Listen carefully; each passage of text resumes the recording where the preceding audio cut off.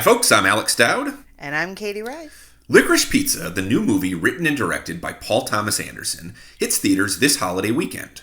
In anticipation of its release, we've spent the last month talking about the other movies from this revered, idiosyncratic American filmmaker. On the final installment of our four-part series, Katie and I discuss Anderson's two enigmatic collaborations with Joaquin Phoenix, the thinly veiled Scientology psychodrama The Master, and the Byzantine Thomas Pynchon noir Inherent Vice. Welcome to Film Club.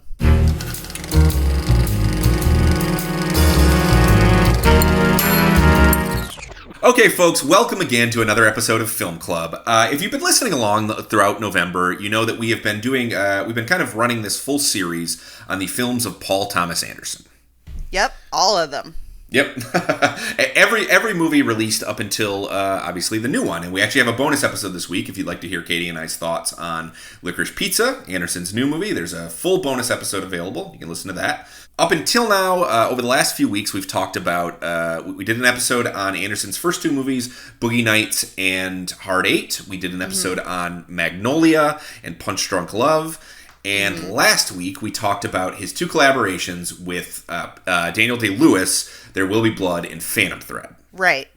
And, you know, something that's interesting, because now we're going to get into Paul Thomas Anderson's collaborations with Joaquin Phoenix. Something that's come up a lot, you know, over the course of these conversations about these movies is something comes up again and again, and it's we found that Paul Thomas Anderson kind of can tap into an actor's essence and use it for a role. Yeah.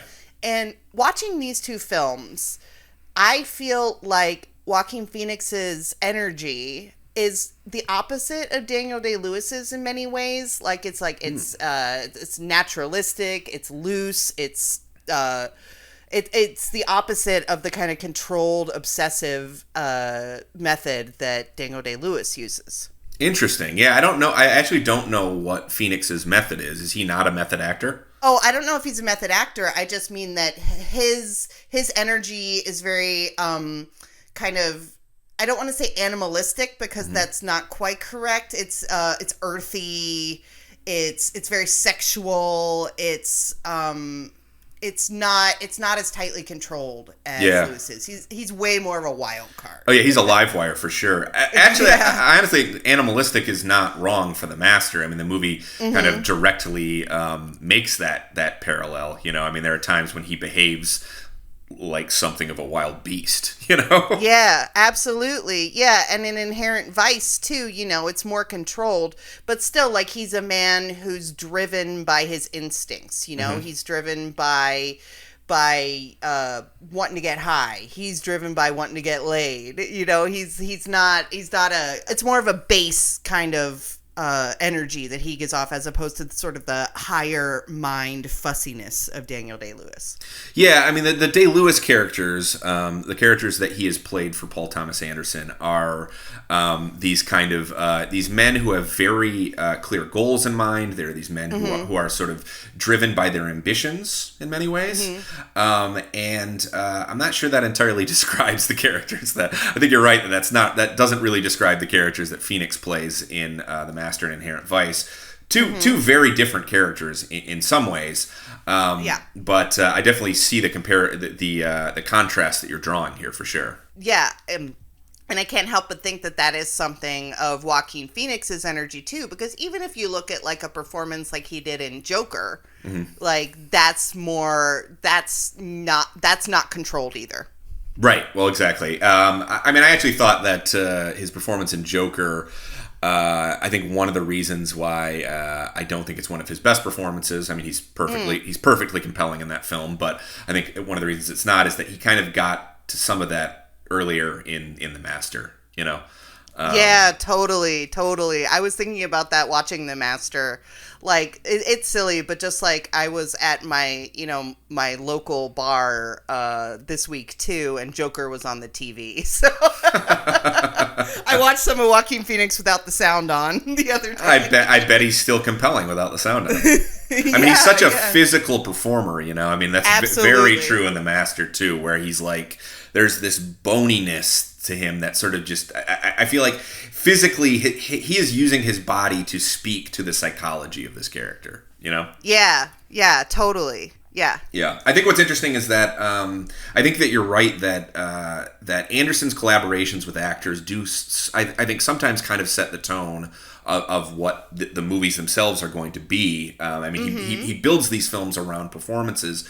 In a lot of respects, he's been doing that since, I feel like, the very start. I mean, if you look back at Hard Eight, that is a movie built around its performances, and I think it's been more or less true ever since, to one extent or another.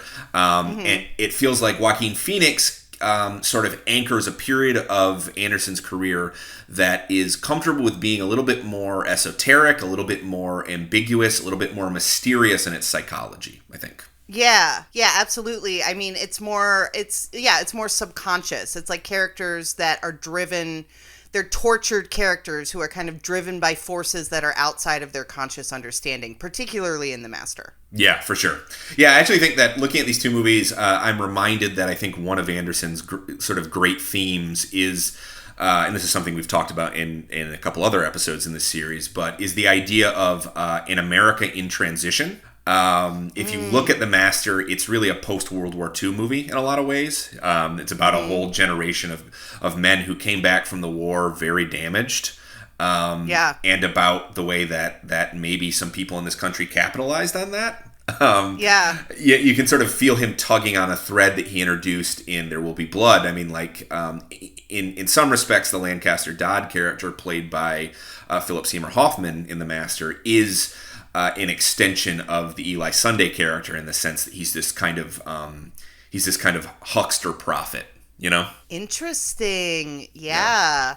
Let's do the bare outlines of The Master. Yeah. So this film is sort of generally understood to be loosely based on L. Ron Hubbard and the rise of Scientology. Yeah. Has Anderson ever acknowledged that, like, definitively? I think he has. I mean, honestly, like, when the news came out, I remember the first thing anybody learned about The Master was that he was making a movie about Scientology. Right, and Scientology was much more powerful at that time than it is now. It's really had a fall in the past decade. Yeah, I mean, I actually feel like The Master kind of arrived at the exact moment that popular culture was starting to reckon with just how fucked up this particular, I guess you could call it an organized religion. I suppose that's legally it is an organized religion. It's officially a religion, so yeah. Yeah. I feel like it kind of, when did Going Clear come out? Going Clear came out, I think, a year or two after The Master. I mean, The Master actually came out like 1 year before Going Clear hit bookstores, and obviously a few years before the documentary. And I feel like that was kind of the moment where, over the years, obviously, many people had written about Scientology and how damaging it was to many people's lives and how abusive it was. How it's a cult. Pretty much. Yeah, how it's essentially a cult. But it was, I feel like Going Clear was the moment where that fully went, like the public became fully cognizant of what this organization was really about. And Anderson was kind of ahead of that curve a little bit, I think. He was. This movie, I mean, when you look back, it really was kind of one of the first chinks in the armor of Scientology as a very powerful force within the film industry. And there was some nervousness, like, is he going to get away with this?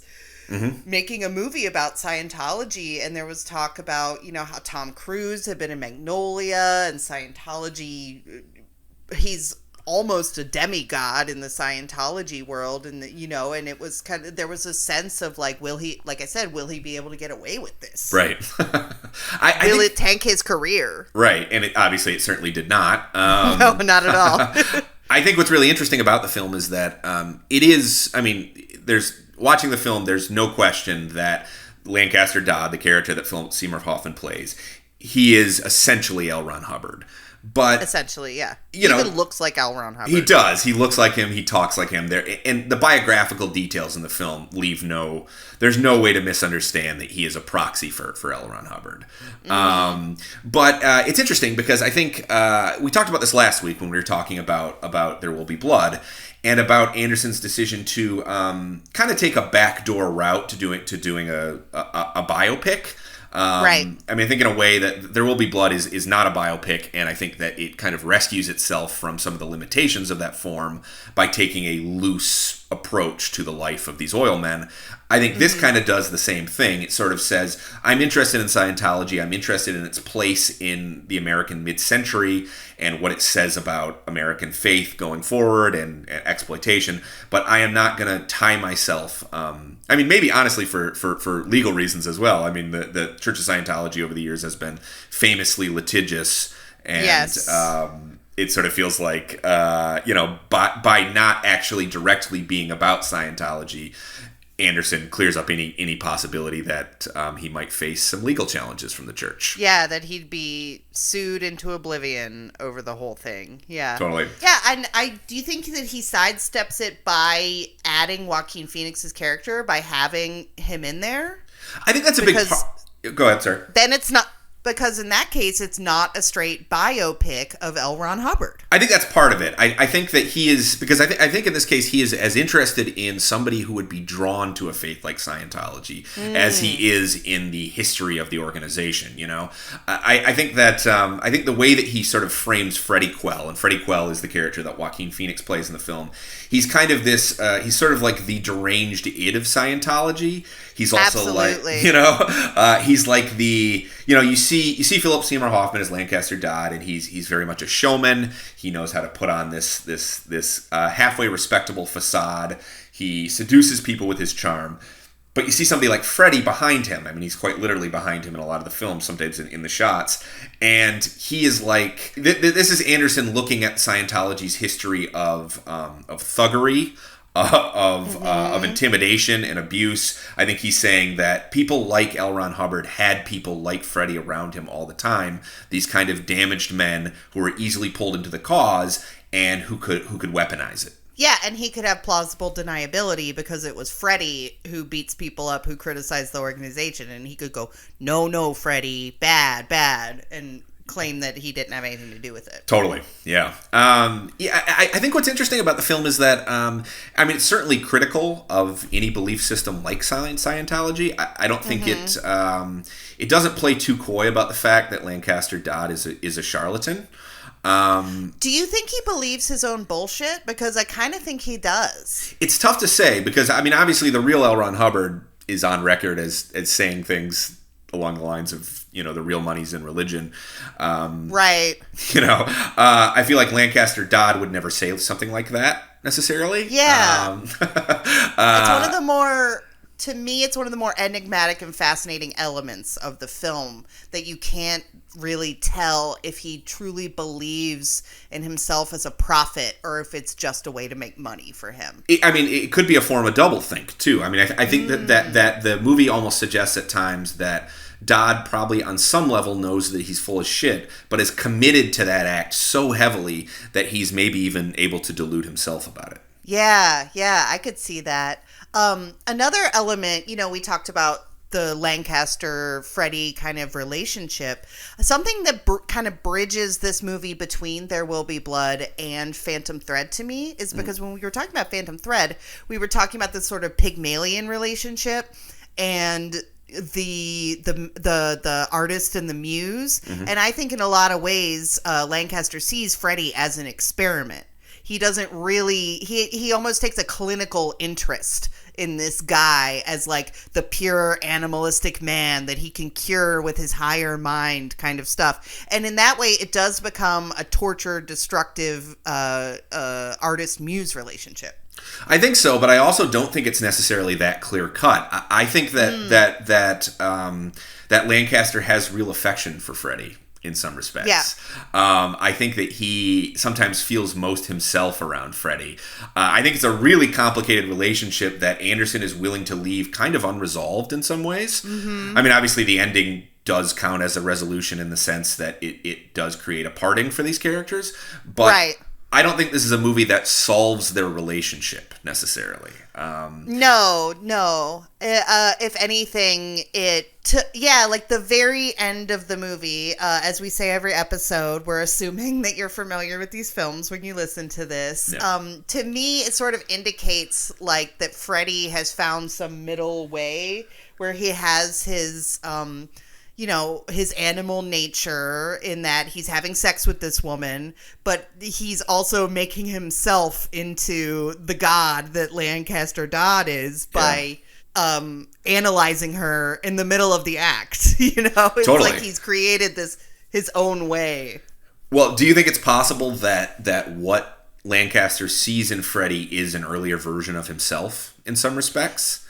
That's possible. They're both horn dogs, right? I mean, right. like that's indicated. They both like hooch. I mean, ultimately, Lancaster is somebody who sees himself as more refined and has certainly learned to present himself in a way that Freddy has not.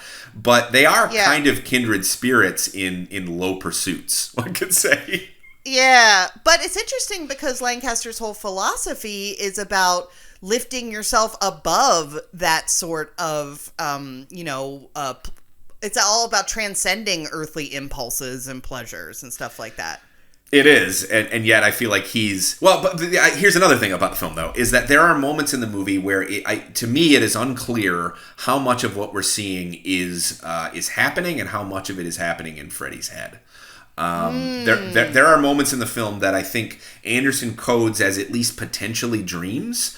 One sequence that I've always been fascinated by is that there's that scene where Lancaster has sort of gathered everyone around in the living room and he starts singing this song, and Anderson cuts away to Joaquin Phoenix, and he's standing in the corner of the room and he's kind of nodding off. He's kind of falling asleep because Freddy, as we've seen throughout the movie, is sort of constantly intoxicated and sometimes just nods off. Yeah, on some truly gnarly concoctions of like antifreeze and photo development chemicals, paint and thinner, all kinds of stuff. Yeah, all kinds of stuff. Yep. But in that moment, we kind of see him nodding off, watching, and when Anderson cuts back to the shot of the wider shot of the room, many of the women suddenly don't have their clothes on anymore. Now. Yeah, I kind of interpret that as a fantasy, but you're right that it is ambiguous in the sense that the behavior of Lancaster's followers has dipped into cult territory by this point. For sure. And to me, the giveaway of a cult is always the laughter, like the sort of hysterical laughter at mildly funny things the leader says. I'm like, there's a cult. You're in the cult. Well, but what's really interesting about the sequence, though, is that the next scene is the one where kind of one of the more famous scenes in the movie is Lancaster standing in front of the sink, and Amy Adams, who plays his wife, walks in and basically says to him, I know about the cheating, and I don't care about it so long as it doesn't get back to me and it doesn't get back to anybody we know, and she jacks him off into the sink. Now, that sequence is bookended. The very next scene after that is Amy Adams' character coming and waking Freddy up. So that kind of raises the question for me, is that entire sequence from the people dancing to what she does to Lancaster at the sink, or does for him, I guess you could say, is all of that in Freddy's head? Oh, I didn't really take it that way. I thought it was kind of part of the sort of nuances of her relationship with her husband, where she is a true believer in the cause and she is, complicit in the cause. And as the story goes on, she becomes an active participant in the more cult-like aspects of the organization. And I'm not gonna lie, I kind of took it as sort of a reflection of another thing you see in Phantom Thread, which is Paul Thomas Anderson's interest in dominant women. Yeah. It's just the only moment in the movie where she behaves in what you could call a overtly sexual manner, and it sort of feels like that is controlling. Yeah. She's very in control of that situation. I think that Freddy's lens for much of the movie, through almost everything that happens through him, is sexual. I mean, the movie opens... Yes. The movie opens with him more or less like fucking a sand woman on the beach, sort of a figure made out of sand on the beach. And then we cut to, at a certain point... for those who don't know, the character is introduced. He's a veteran of World War II. He comes back. There is a suggestion very early on that he is among many men who is having a hard time transitioning back into society after shell the war. Shock, as they called it then. Yeah. Yep. And there's an early scene where he sits down for a Rorschach test, And I mean, for one thing, I would say that image seems very crucial to The Master as this kind of enigmatic work. I think there's elements of the film that sort of ask you to look at what you're seeing and draw your own conclusions. Beyond that, though, I mean, he basically, every image he sees sex in, and that feels like a pretty clear lens through which Freddy sees the entire world. You know? Yes, he is very, very driven by sex, and that's something that kind of bleeds through into Inherent Vice as well. And I think that that's part of Phoenix's essence as an actor. Yeah, for sure. Honestly, yeah, he's very sexual in both of these roles. Yeah, that's true. That's true. Yeah, The Master to me feels like it might be Anderson's most ambiguous and open-ended movie, I think. And there was a time where I felt like that kind of bugged me a little bit. I was like, what is this movie really trying to say, and what is it really about at its core? And there's a slipperiness to it, certainly, I think, where he is comfortable with leaving a lot of these big themes that he's opened up sort of unresolved. But I don't know, with a few years distance and having seen it a few times, I think it's actually one of the reasons that it remains one of his most fascinating films too, is that I feel like I keep coming back to it and I keep wanting to parse these relationships and parse the tensions between Freddy and Lancaster. You mentioned last week that in a lot of Anderson's films, his characters are kind of symbolic in some ways. Yeah. That's true in There Will Be Blood, but it's also somewhat true, I think, in Phantom Thread.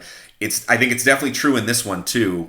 But Anderson is never one to let his characters become these schematic pieces that he's moving around a board. They're too intense and idiosyncratic in personality as well. Yeah, no, I think his approach, like, he does use characters symbolically in terms of story, but I think his approach is very humanistic, and I think that relates to how good he is at working with actors. I think he's too invested in the characters and the performance for them to come off as pure symbols. Totally. And I think the thing is that even in looking at Lancaster Dodd, a.k.a. L. Ron Hubbard, I think he does recognize him as a charlatan, but he's also kind of a melancholy figure in some respects. And yeah, I think Anderson is too shrewd a filmmaker to just issue this blanket screed of Scientology. I think that's everyone was kind of expecting a film that was going to be this takedown of Scientology, and that's really not what it is at all. I think that Anderson is asking questions about it as an institution and why somebody like L. Ron Hubbard would do what he did and why he would build this faith. And I think that there's a fair amount of sympathy even for that character, even as the film recognizes that he's a huckster. No, yeah, I think that the movie implies that he's a huckster and maybe a real prophet. Right. He does have some good ideas that are worth considering. Well, right, because is it possible that the cause kind of works for Freddy? Yeah, I mean, it seems to work for. There's the element of there's all these society matrons who get caught up in it, and they seem really interested in the past lives thing. That's their end point. But yeah, like as a test, Freddy does change as a person over the course of the movie. There's a marked difference in the way that he is at the beginning of the film, even though I guess you could argue that there's a cyclical. That the film is kind of cyclical in some respects too, because it ends with him back on the beach hugging that sand figure again. So maybe he hasn't gone anywhere. But I feel like the way that he interacts with Lancaster in that final scene between them, that climactic scene between them, suggests that Freddy has found a center of balance that we do not see from him earlier in the film. Yeah. And that kind of gets at what I think is a core thing in this movie that isn't necessarily even about Scientology, but religion in general. Like Western religions in particular, starting with Christianity. Christianity is all about the conflict between the spirit and the body. And that's like a running theme in at least Western religions. And I think that is something that is being enacted in this movie with Freddy as the body and Lancaster as the spirit.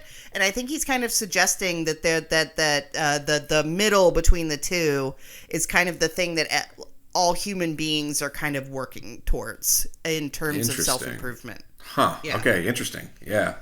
I think it's fascinating that he does seem, by the end of the movie, he does seem like maybe he's a little bit better, but he also in order to complete that transformation for himself, he has to also leave the church too. Yes.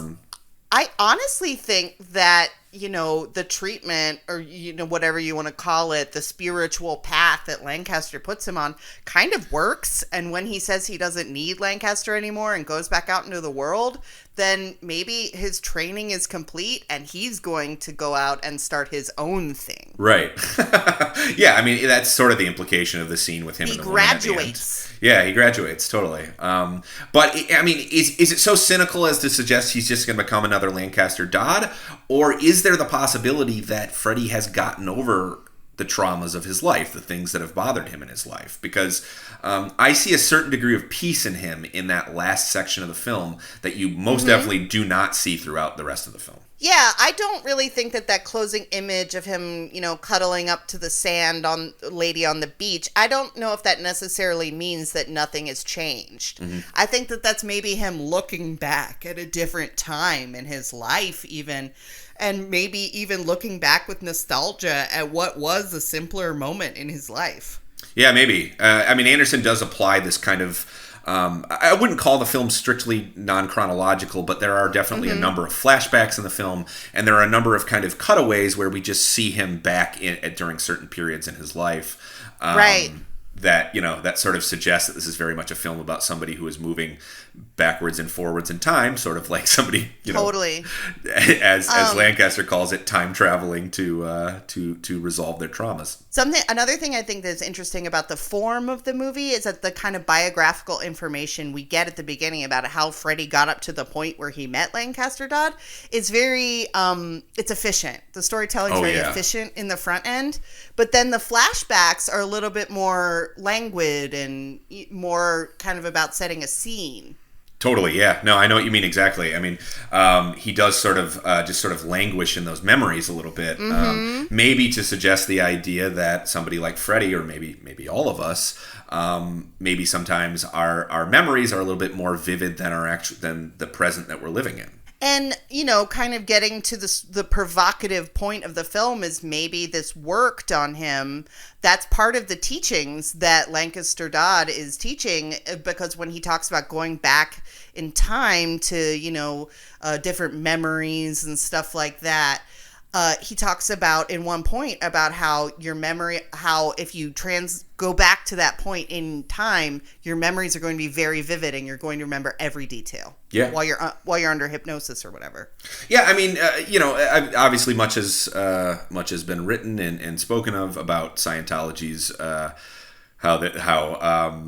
L. Ron Hubbard had a resentment for psychology and for therapy, but then also used some of its principles in his very work. Yeah, totally. And I think that the version of that we see in The Master, the processing that Freddie goes through in a brilliant fucking scene. That processing scene is like acting Olympics right there between the two of them. Oh my God, I know. It's just it's an incredible scene. But that scene, I don't think it's a healthy form of... There's a lot of very unhealthy things about Lancaster's methods. Yes. A lot of them are about shame. A lot of them are about breaking someone down in the way that cults do.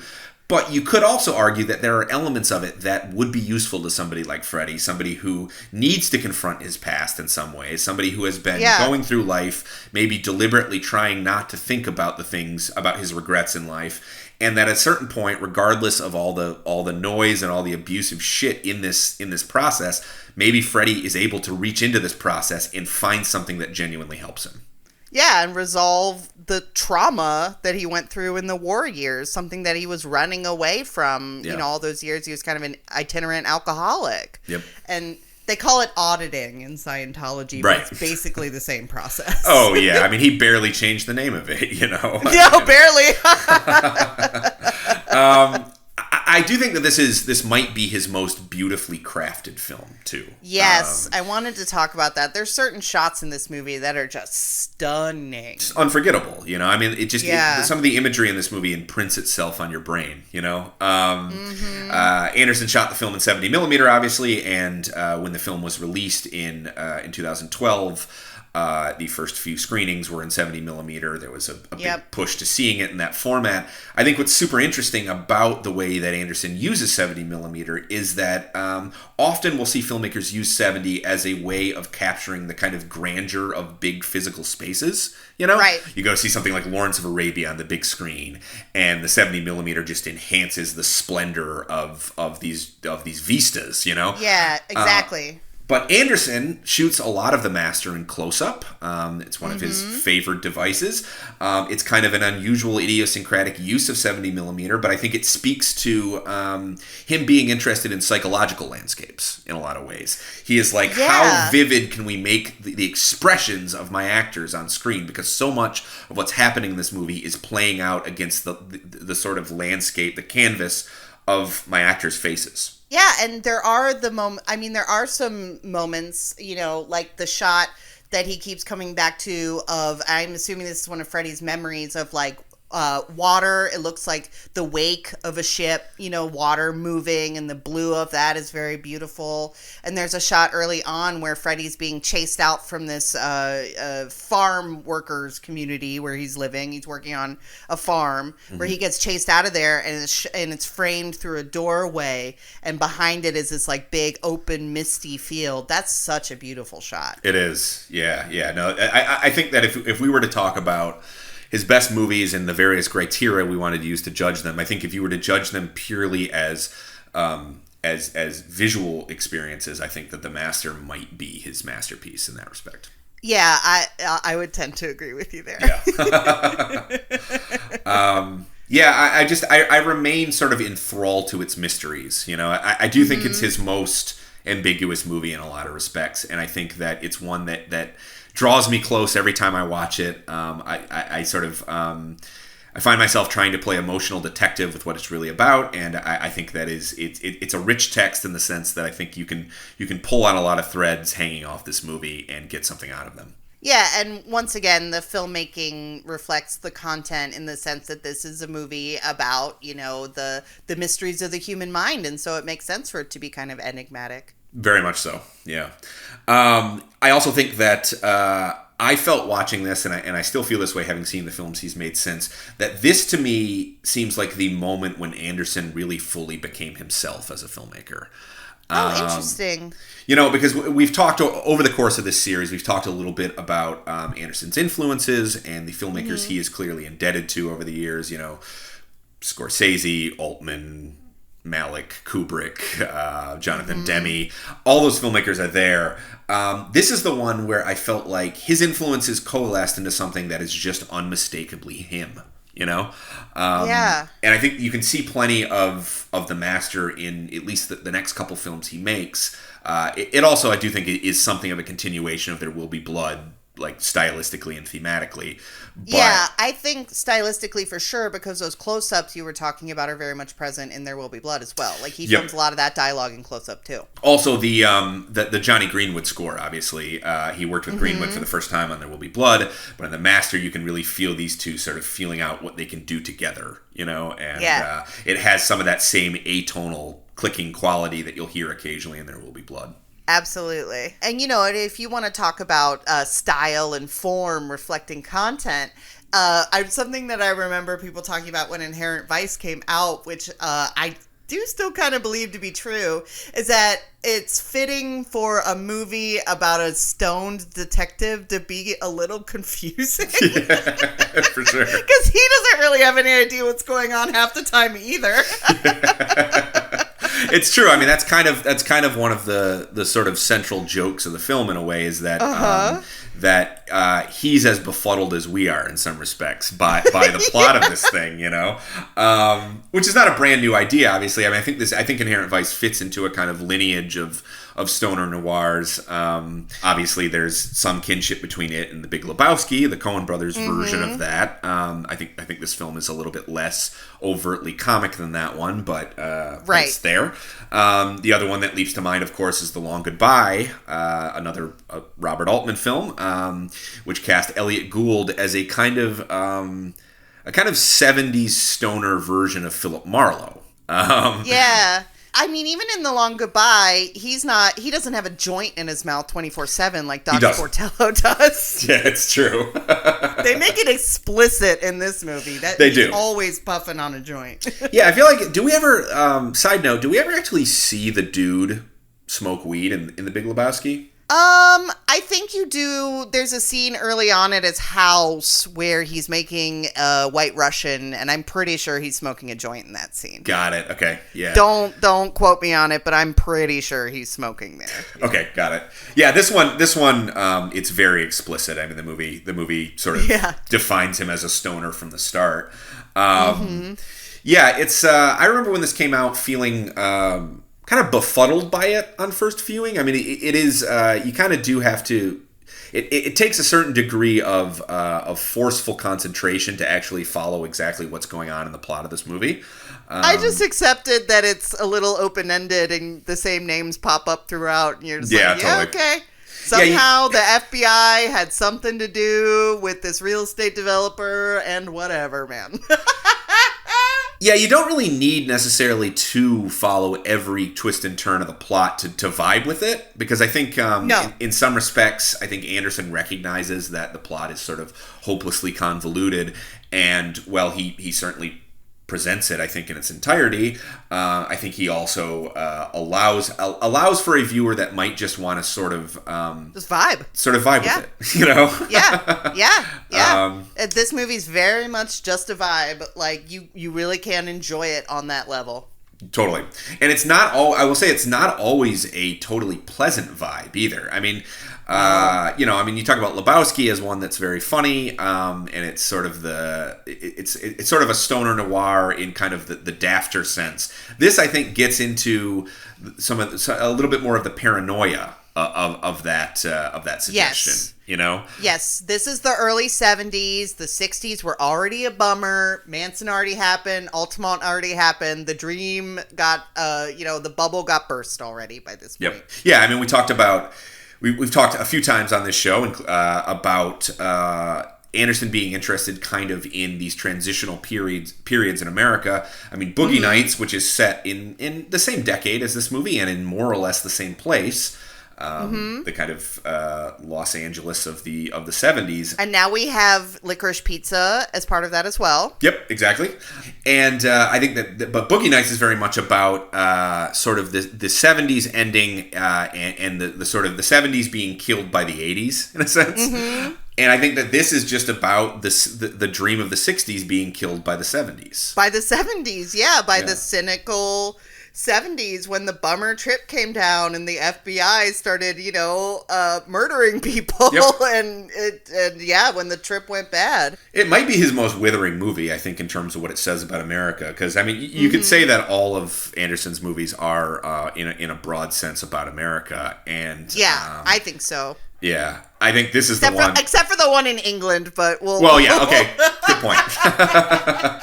Most of his movies. Other than that, though. Yeah. I think that this one, it might be the most withering about the character of America. I think that you're spot on saying that it really is about the sort of forces of control coming down and destroying the counterculture. In some respects, I mean, this is a movie where everyone is hostile to hippies, Even the hippies, in a way. Totally. Because Doc's a hippie, like Joaquin Phoenix's character, Doc Sportello, the stoner private eye. He's a total hippie, you know. He walks around barefoot. Like we said, he's stoned all the time. He lives by the beach. His whole thing, he's just chilling, There's a brief scene where Michael Kenneth Williams plays, a radical who asks him for help, and he's just kind of like, groovy, dude, yeah. Like, he's just on board with this black radical character. He's very counterculture, Doc. But what's interesting about that too is that Doc he kind of represents the counterculture, but he's also you've got Bigfoot played by Josh Brolin, who is the ultimate square. But there's that wild scene towards the end of the movie where Doc's just sitting around his apartment doing his thing, and Bigfoot kicks down the door. and picks up his tray that he has all his weed on because he's rolling joints and eats all of it. He just gobbles down. That to me feels like the quintessential scene of the movie, if I'm honest. That to me feels like the most important scene in the movie. Yeah, because I think it is partially about... well, for one thing, I think it's both. It's funny, it's absurd, but it's also really deeply melancholy, I think, in a way. Mm-hmm. And I think that is partially about the Brolin character, who is shown as somebody... I mean, we sort of explored this relationship that it's kind of a frenemy-like relationship. Yes, they are important in each other's lives. They are. And Brolin beats the shit out of him. And then we see him call him later on the phone like they're pals or something, you know? Yeah. And obviously, I mean, Brolin is a police officer, and Doc, again played by Joaquin Phoenix, is a PI. So the film is getting into that classic noir relationship between official lawmen and Steven? I think he is. I mean, they make it. Somebody makes a joke at some point that they can't believe they gave him a license. Okay, so he's like a real PI. He's not an unofficial PI or anything. Well, he has that office, that they go to. So That's I mean, true, he at least is paying for an office space. He does get clients. Presumably, he is a real PI. Although I think there's plenty of reason to wonder how that's true. But yeah, I think that scene is about. I think there's a lot of different ways you can read that scene, but I've always kind of read it as the Bigfoot character is somebody who is extremely repressed in a lot of ways, and I think that he has some kind of affinity for Doc. I think he has some kind of, I wouldn't quite call it an affection, but he's drawn to him in some way, and that to me feels like a moment where the Bigfoot character is maybe even in an absurd unconscious way trying to relate to Doc's experiences and maybe to the counterculture that he has otherwise sort of made it his mission to stomp throughout the film. Yeah, but he's so uptight that the only way that he can express it is through aggression. Yeah, to literally to angrily devour a whole bowl of marijuana, like handfuls. Like he's like, and you're just like, yeah, and all you can really do is sit back like Doc and be like, what the hell? And it is funny, Oh, yeah. Are you familiar with Pynchon? I'm not super familiar with Pynchon as an author, and a lot of the more absurd, kind of labyrinthine touches in this, I understand is characteristic of Pynchon's work. Yeah, I mean, I've never read any of his novels. I'm familiar with his work through Reputation mostly. I actually did, when Inherent Vice was coming out, I actually read some of the book and ended up just putting it aside at a certain point. It wasn't gripping me that hard. Sorry if there's big Pynchon fans listening to this, and apologies for that. But my understanding is that this is actually a very faithful adaptation in a lot of respects. The ending is different, supposedly. The book ends in a slightly different way, including the last scene, which is apparently totally Anderson's invention. But I think otherwise, I'm pretty sure that Anderson is staying pretty close to the template of the novel. Obviously, this is his second of only two adaptations that he's made in his career. The first one was There Will Be Blood, and that's a very loose adaptation. Exactly. This one is, per my understanding, is a pretty faithful one, at least in terms of reproducing this very complicated Byzantine plot that the story has. Okay, yeah, because the characters are slightly different than in other Paul Thomas Anderson movies. You were talking about his investment in the idiosyncrasies of the characters in The Master. I feel like in Inherent Vice, a lot of characters kind of show up to be a little quirky, and then they just kind of go away without too much real investigation into what makes them tick. There are some, for example, Martin Short has a small part as a dentist who's involved with some kind of heroin dealing international cartel. It's not really clear what connection it has to these dentists, or what. Maybe they're laundering the money. Who knows? But that character is very I wonder if it's a Pynchon character, because it doesn't seem too much like a Paul Thomas Anderson character to me. Yeah, I mean, I would guess that almost everybody in this movie comes from the source material, and I think that I think that you're right that this one feels. I mean, in many ways, it's quintessentially Anderson, at least in terms of what he's doing visually in the film. And yes, I think that we've seen with his new one, Licorice Pizza, that he's not above occasionally doing something that's a little shaggier and a little more decursive. Just sort of bumming around a particular milieu. But yeah, I mean, this strikes watching it. If I didn't know that this was adapted from a book, I might guess it in this case because it does feel like there's more plot. There's just more raw plot than you normally see in one of Anderson's films. Yes, that's definitely true. And it's interesting you brought up Licorice Pizza because Licorice Pizza is a movie that has a lot of these same kind of thing where some kind of wacky character will pop in and pop out. I'm thinking of Sean Penn's role in Licorice Pizza. I'm thinking about Bradley Cooper's role in Licorice Pizza. I much prefer this movie though to that one. I don't know about you. Interesting. I think I liked him about the same, which is that I'm totally fine with a movie where I just vibe. You're cool to vibe. It's honestly like a type of movie I especially enjoy. I love just vibing. I mean, again, maybe it's possible I may end up feeling differently about Licorice Pizza down the road, which, again, I like the film, and if you'd like to hear Katie and I talk about it at greater length, there is there's a full bonus episode this week where we talk about it.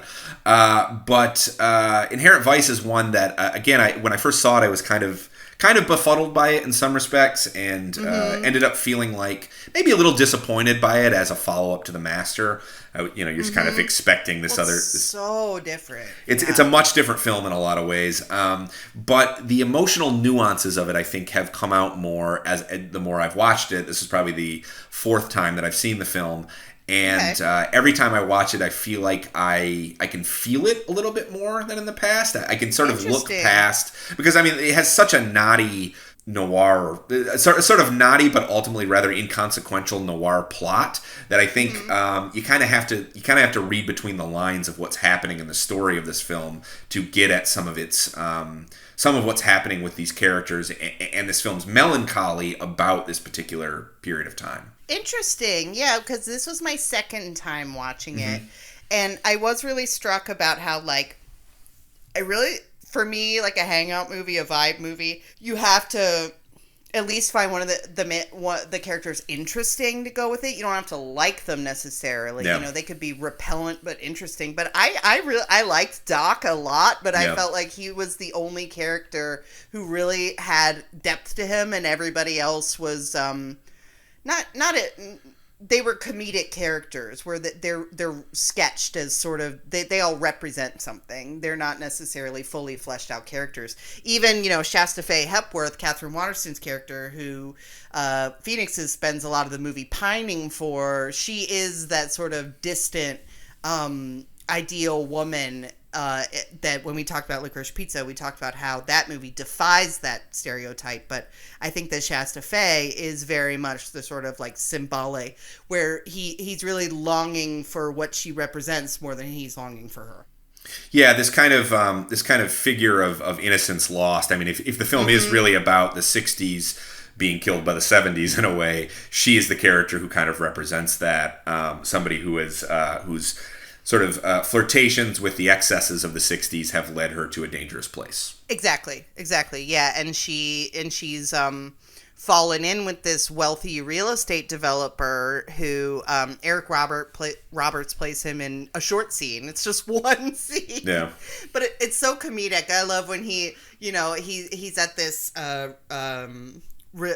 resort that they kind of imply is this company is getting people hooked on drugs and then making money off them going to rehab, so they're getting them coming and going. Vertical integration, as they say. Yes, vertical integration. Yeah. But Robert's character, he sees Phoenix's and he's not like, "Who are you? Where did you come from?" He just goes, "Hello, little hippie." And Phoenix in that moment, he is just he reminds me of a character from an underground comic of that era. They always drew him with the big bushy hair. Yeah. And with the hair and the sideburns. He looks like a character, he looks like one of those little head to toe furry guys in an R. Crumb comic in that moment. And it is very comedic. Yeah, he is kind of a cartoon character in some respects with those big mutton chops and the glasses. And, the movie doesn't deny that there's something just sort of inherently funny about just even the way he looks, as kind of a You know, I mean, the notion of the hippie detective, the movie sort of embraces the inherent comic potential of that, even the inherent comic visual potential of that, you know? But where the story ends up going kind of implies that, like, people write Doc off for being, furry and barefoot, but he does care about his job. Yeah, I mean, and I think that I think that if there's an emotional arc to the film, I think it is him finding a way to make some kind of difference in the world. I think that what he ends up doing at the end of the film, the sort of, he ends up making a deal and maybe saving somebody, and I think that feels like him sort of saying, I can do something in this world. You know, I mean, it's the typical noir worldview that, like, the world is corrupt and there's not a ton you can do in it. But there's a glimmer of humanism, I think, in that he is able to actually affect some change, to help somebody out. He can't change the system. He can't stop there being people like this organization that's getting people hooked on drugs and then profiting off their rehab. He can't stop there being neo-Nazis. He can't stop any of that, but he can maybe make a difference on a micro level, you know? Yeah, he can make it so that this guy is reunited with his family. Yep. And they could, yeah. And I think it's interesting that Doc turns down the opportunity to make quite a bit of money in making this deal. And in that way, he is kind of a pure countercultural figure because, he's not going to sell out. Right, exactly. And the contrast, I think, between some of his idealism and the general sort of more cynical themes of noir is pretty fascinating, I think. And I think that's where, like, a lot of the tension of the film comes from that. And it's not just funny that you have a hippie, you basically have a hippie stoner detective. There is a real conflict of values on a both of a cultural and a genre level going on inside of his character. Yes, absolutely. And that is one of the more interesting things about the movie, that once you get past that initial first viewing where you walk out like, what the hell just happened? Right. I think it's kind of hard to watch this movie for the first time and not kind of walk away a little confused. No, I mean, I think both of these movies are kind of the definition of being sort of insta-reaction proof, you know? I think both of them resist that kind of, that impulse that has kind of taken over our industry, honestly, that you always need to be able to instantly process a movie and have a reaction to it. I think that these movies make that a real challenge. Yeah, for sure. Because, like, when you watch, when you watch them more than once, you get different things out of them. Yeah. And certain things that maybe were obscure the first time start to come into focus with multiple watches. Yes, absolutely. These movies are the opposite of being the first person to post an instant reaction on Twitter. Right. You're almost guaranteed to miss the point. Totally. Sort of reaction. Which, if I can do a brief, I guess you'd have to call it a brag. I don't know. I guess it's a brag. You know what? Fuck it. It's a brag. This is a total side note, but I am fairly certain that the first thing written professionally about The Master is a piece that I wrote on it. Yeah.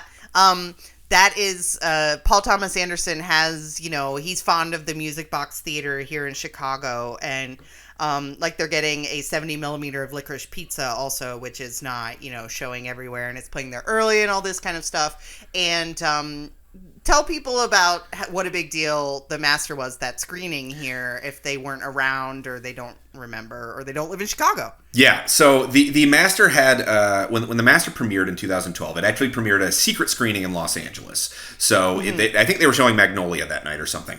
But basically but they just decided at the end, Paul Thomas Anderson was there, and he decided, this is the moment that I'm going to screen it. Was not publicized at all that they were going to show it, but after Magnolia, they just showed The Master. So I'm fairly certain there were no critics in attendance, or if there were any, they didn't write about it afterwards. Right. From there, the next time the movie showed, the second place that it showed was in Chicago on 70 millimeter at the Music Box. Mm-hmm. Now, this screening was publicized, so there were a number of people from Chicago press who were at that screening, seeing it in 70 millimeter. This was also, by the way, before the film was at Venice and Toronto. It was really like we were doing a couple one-offs before it shows up at the festivals. It really was special. It wasn't like, we're gonna do a screening of this a week before it opens theatrically. It really was like special and rare. Yeah, it was a month before even, Mm-hmm. And I have to say it was very heartening as a Chicago critic too, because sometimes as a city we don't always get the best access at times, and it can be frustrating. one of the biggest cities in the country, but Chicago is not often treated that way by the movie studios and by publicists. We sometimes are treated like the redheaded stepchild. So it was really heartening to see Chicago critics privileged in that way, or just Chicago audiences too. Yeah, totally. But I ended up going to that screening, and that night I went home afterwards and I turned over, I guess what you could call at the time, a blog piece on it. It's you can find it through, like, if you use the Wayback Machine at this point. I won't bore everyone with a discussion of how Time Out has completely obliterated most of what I wrote for it, and just completely wiped it off the internet, including this piece. But I there's one other piece written at another publication that might have beaten me to the punch, but I'm fairly certain that mine was the first piece out there in the world at all, the first published piece of professional criticism about the master. It is maybe it's for the best that it's not readily available, because I'm sure it's very insufficient. I wrote it like basically a half an hour after I saw that movie, and as we said, the master is sort of comically resistant to instant takes, you know? Yeah, I was going to ask you if you've read it since and if you still stand by it. You know, I looked at it. Somebody actually did. I tweeted about this recently, and somebody did dig it up using the Wayback Machine. And I read it, and I was pleasantly surprised that it wasn't incoherent. That's good. Yeah, I mean, it was basically a festival reaction, you know, which we sort of we always sort of understand that. And I should say this too, for anybody who reads the site regularly and reads our festival dispatches, you should understand that those are fundamentally first reactions to these movies. We often end up feeling a little differently about them when we see them again. I mean, you're basically taking a new film, usually a significant new film, and you're trying to make sense of it in a very tight, like basically on a time crunch. So I would say that I'm proud of some of the descriptions in it. I don't think that I don't even think I came within like spitting distance of cracking what the master even is, in that piece. So I mean, but I really respect that. I really respect the mode that both of these movies are in that like kind of force you to think about it for a while. You know, ideally, that's the dream, is to get to think about something a little more, which is often why something we do on AV Club is we do festival reaction, then we review the movie again when it comes out. And oftentimes I feel like some of the best pieces that I do are the second time around. Yeah, you get a practice run. You know, you get to work out some things, and then you get to refine it on the second run. Totally. Yeah, no, I'm really grateful that we have that ability sometimes to do that, because you're right that the second time through you can really see things sometimes that you do not see on the first one. Yeah, totally. Okay, so we, over the course of this month, we've talked about all the Anderson films now. And again, if you're listening to this and you'd like to hear our thoughts on every other film written and directed by Paul Thomas Anderson, you can find that wherever you get your podcasts or on the website. I'm curious, Katie, having revisited all of them over the last month, do you have a favorite Paul Thomas Anderson movie? Well, I'm going to preface this by saying, we were just talking about how all these movies have these secrets to get unlocked when you watch them more. This was a really great series for me because the only one I had not seen before was Hard 8. And so I really did get to have that experience of, like, seeing these movies again and, like, interpreting them at different times in my life and, unlocking certain things that I didn't notice the first time. So Inherent Vice especially, I felt like I unlocked a lot that I didn't really get the first time because I was just like, what? But anyway, for me, my favorite Paul Thomas Anderson movie is Phantom Thread. It just like I talked about it a lot on the episode, but the things that it says really ring true for me emotionally. And I think it's a really beautifully made and acted film as well. And so for me, that's going to be my number one. I think you might be right. It's funny, I posed the question to you. For me, there's kind of like a top tier for him. And speaking of which, all his movies are worthwhile. I mean, even the ones that I'm a little more skeptical of, like the new one and like Magnolia, have brilliant sequences. I would never, if you're somehow new to Paul Thomas Anderson, you've just been listening to this series and you haven't seen all his films, they're all worth seeing. There's something brilliant in pretty much all of them. For me, I think it really, I think that there's kind of a top tier for him where I have a hard time sort of choosing between them, and but that's kind of a cop-out answer, I guess. So I guess what I'll probably say is Phantom Thread as well, which is... Oh, wow! Yeah, it's another film that's really grown on me a lot. even though it's not one of his older ones, but I've seen it a few times now, and I do think it's some of his most mature filmmaking. I think it might be his funniest movie even, and I think it does genuinely have a profound insight into relationships in a way that you don't often see in romances of any stripe. Wow, I really thought you were going to say The Master. The Master's up there, Tell you what, ask me a different day, and I might give you a different answer. I mean, again, I think The Master is great. I love There Will Be Blood, and Boogie Nights remains a great film. I think those four for me, it's really hard to choose among them because I think they're all kind of great films. And honestly, he could make bad films for the rest of his career. I don't think he will, but he could, and he would still have those four to rest on, I think. Yeah, I think no matter what, even if they're not necessarily to your taste, there's absolutely no denying Paul Thomas Anderson's talent as a filmmaker, and his evolution as a filmmaker. His early work had a lot of merits to it, but just the mature work is just so masterful. I really think you could call him a master filmmaker at this point. That's all we've got for you this week, folks. The Master is available to stream on Netflix or Showtime, and Inherent Vice is available for digital rental or purchase. You can go back and check out the rest of our Paul Thomas Anderson series and our entire Film Club back catalog. Wherever you find your podcasts, please be sure to rate, review, and subscribe while you're at it. This week's episode of Film Club was hosted by me, Alex Dowd, and by Katie Rife. It was produced, edited, and mixed by Carl Blomberg, and our motion graphics designer is Julie Mullins. Again, if you'd like to hear our thoughts on Licorice Pizza, the new film by Paul Thomas Anderson, there's a special bonus episode out there this week. And we are off next week, but we'll be back in 2 weeks talking about the year in film 2001. Thanks, folks. Bye.